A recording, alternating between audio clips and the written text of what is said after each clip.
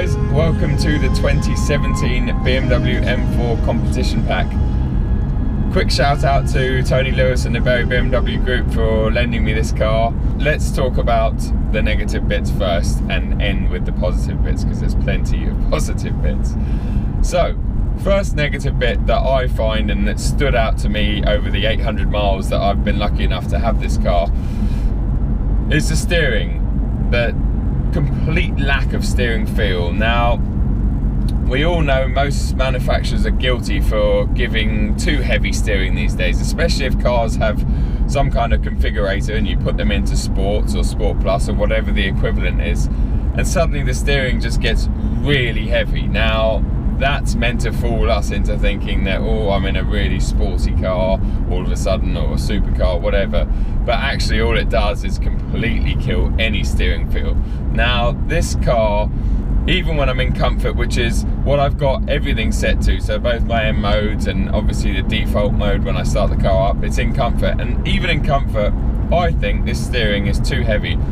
I only really stress and say that because my M135 has better steering feel. The 440 Grand Coupe I had recently has better steering feel. The 320D I have has better steering feel. So I don't know how they've managed to get it so wrong in the M car.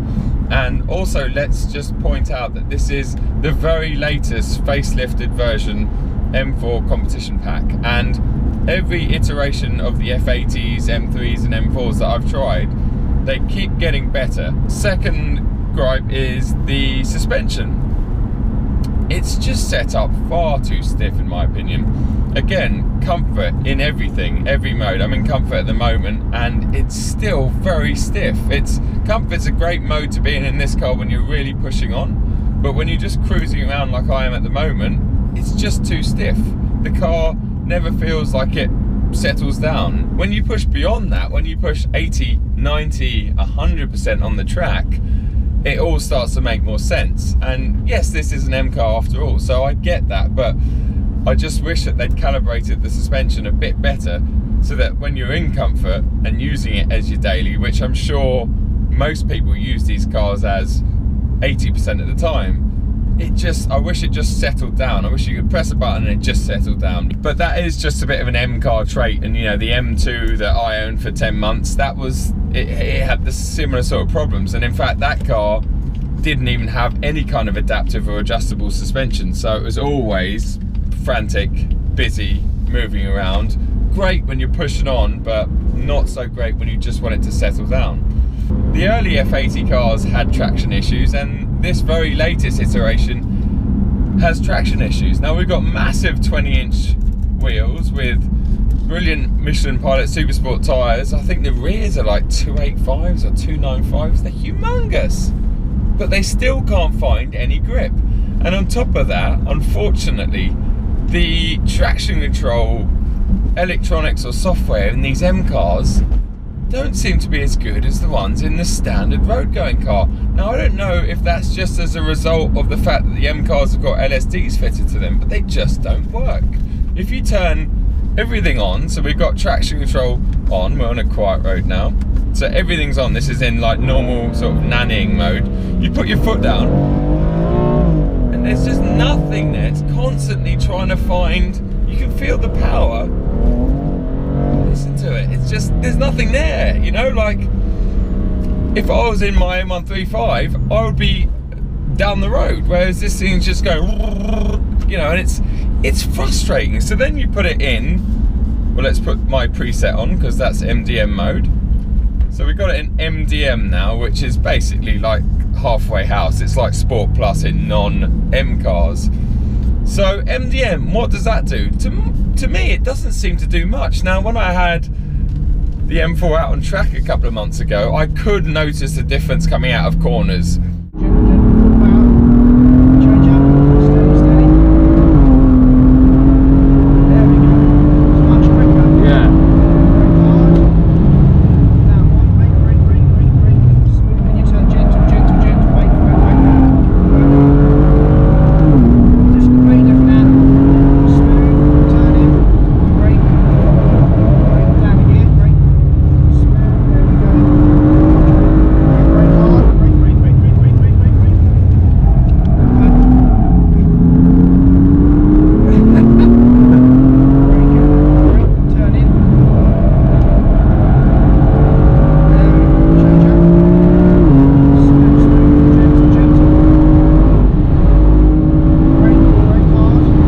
was less intrusive, and it allowed you to put a bit more power down, but it certainly didn't allow for any slip or anything. So now we're in MDM mode again. First gear, foot on the floor, traction control issues, and it's just pulling back, and it's hardly allowing any slip. The only solution then is to turn everything off. You just hold down that for about 3 or 4 seconds. There you go. In fact, it seems even less than these ones. And now I've got everything off. So that's great. You know, when it's a sunny, warm day and the tyres are warm, it's not too dangerous like that. And in fact, that's when the car's at its best. But I'm a reasonably good driver, and I would never trust myself with that sort of on a damp or cold winter's day. One other minor niggle is seating position. Talk about this a lot. I'm 6'3.5", so I'm not expecting to fit in every car, and unfortunately I don't, and I fit in here very comfortably. But even with these beautiful, very supportive competition pack seats, if I sit up comfortably like that, I'm sitting 2 inches too high still, maybe even 3. So that's the negative stuff out the way. Now, please don't hate me for saying that, but I'm just reviewing this car from the bottom of my heart, and the only reason I wanted to get the negative stuff out of the way is because the rest of this car is mega.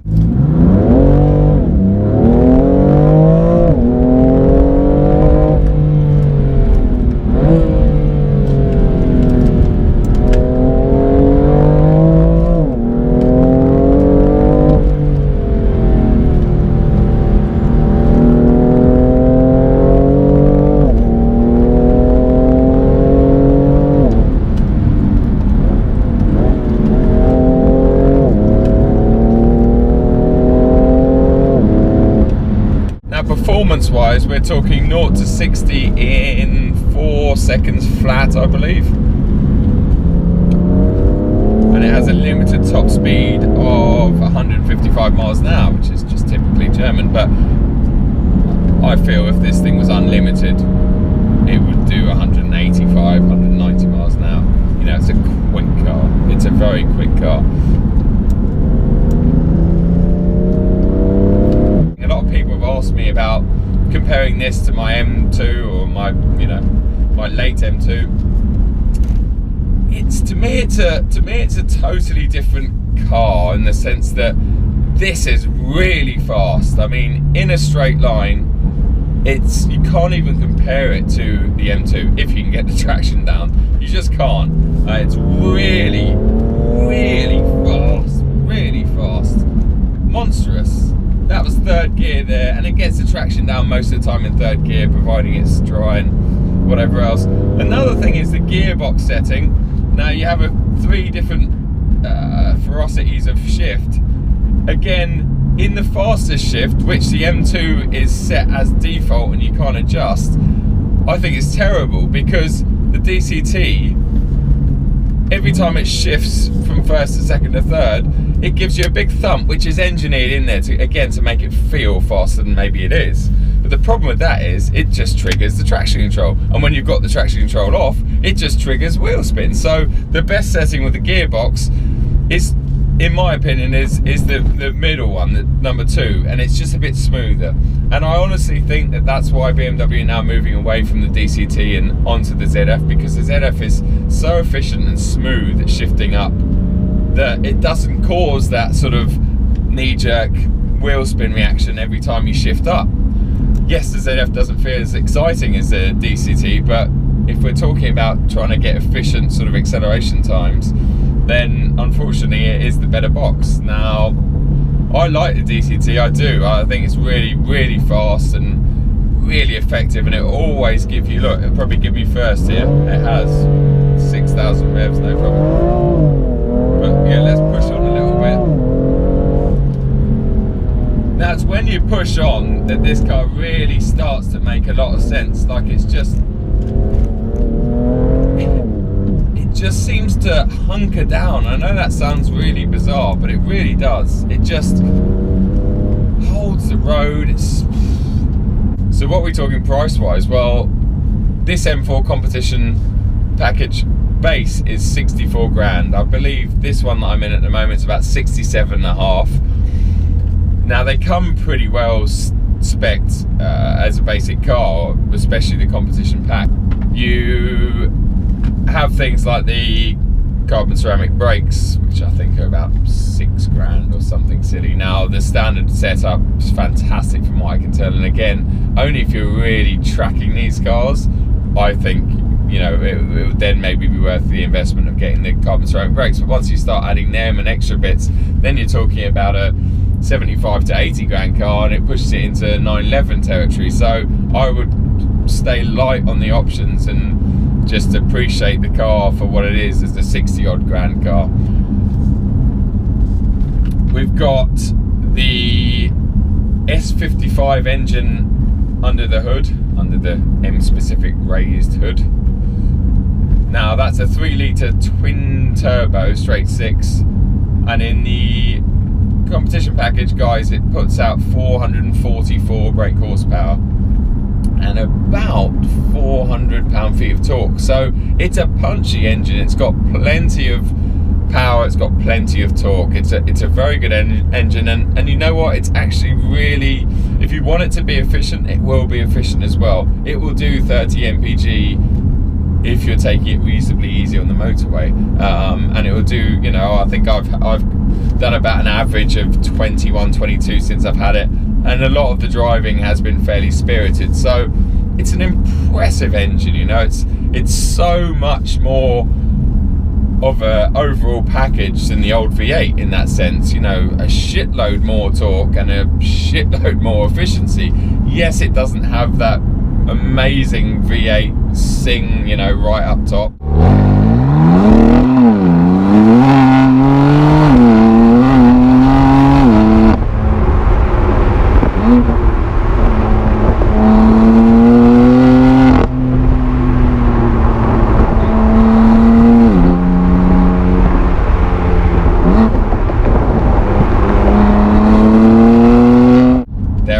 Sounding cars out there, but saying that, look at the Cayman and Boxers and all those sort of things. People are downsizing to 4-pots, and trust me, this thing sounds so much better than any 4-pot ever will. I mean, listen to this. Listen.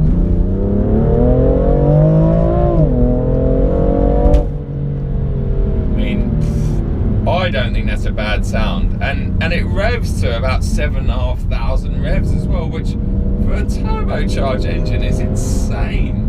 And it doesn't feel like with the B58, you know, and the 140s, 240s, 340s, 440s, that feels like, you kind of feel like short shifting in that, because you feel that massive bulge of torque not dropping away, but you just feel that that's where all the meat is in that power range. And whereas this thing, it's pretty linear. The throttle response, again, I have it in the softest setting, because you touch the throttle in these things, and in any sort of, especially the Germans lately, you go for 10% throttle when you get 40% power, and it's not great. It's not great when you're sort of on the limit, especially in slippery conditions. You want 10% throttle, you want 10% power. Head-up display in here is awesome, especially when you got it in the M mode. You get a lovely big sort of rev counter at the top, different colours, almost like Formula 1 style, and that's great. I love head-up displays. I love being able to look down the road and you know, see what speed I'm doing, and if I'm following the nav, see where I'm going. Recently, I was lucky enough to try a car with very similar power and a very similar chassis setup, rear-wheel drive, and that had the new PS4 S's. Now, let me tell you, those tyres are unbelievable. To me, they felt 30-40% better than the Pilot Supersports in slippery conditions or in the wet, and they felt pretty much as good as Cup 2s in the dry. And I know someone, Muzzy_M4, who now has some PS4 S's on his M4 competition pack, and he said they completely transformed the car. Now, when he said that, I was like, you know, I'm a bit defensive about the standard Pilot Supersports, because I just can't imagine a tyre being much better than them, which this car has. but trust me, they really are. And I think some PS4Ss on the M3 or the M4 would really sort out a lot of its traction issues, really would. That's definitely an upgrade or something that's worth looking at if you've got one of these, or if you're looking at getting one but you're a bit put off by the sort of traction issues that it has. What Michelin have done with those tyres, I mean, I go on about Michelin a lot, but you guys have really excelled with that tyre. So yeah, that would cure a lot of the traction issues in this car. And my love for these cars has grown a lot more than when I first tried the early F80 M3s, M4s. I wasn't blown away by them, I really wasn't. But this very latest one, you can feel they've tweaked a lot of things in here, and I think they've done a fantastic job. I really do. I'm really gutted that I have to give this car back tomorrow, but I'm also looking forward to then jumping in my M135 and doing a proper review, because I haven't since it had its Motec stuff done to it, and actually seeing what it feels like after living with this car for a week. See what my opinions are on that car. I still think the M-Lights are the best value high performance BMW on sale. For sure they are. The M140 especially, because it's a bit cheaper than the 240. They are the best value. You know, they're half the money of these M cars, and they offer 75 to 80% of the performance. So, you know, but as we all know, to get that extra bit costs a lot of money, and this, you know, this car proves that. It really does. Just wanted to thank Tony Lewis, Berry BMW Group again. Thanks a lot, guys. Really appreciate you giving me this car for like 5-6 days. Please subscribe if you haven't already. Give us a thumbs up if you enjoyed this video, and leave any comments or questions below, and I'll try my best to get back to you. Cheers, guys.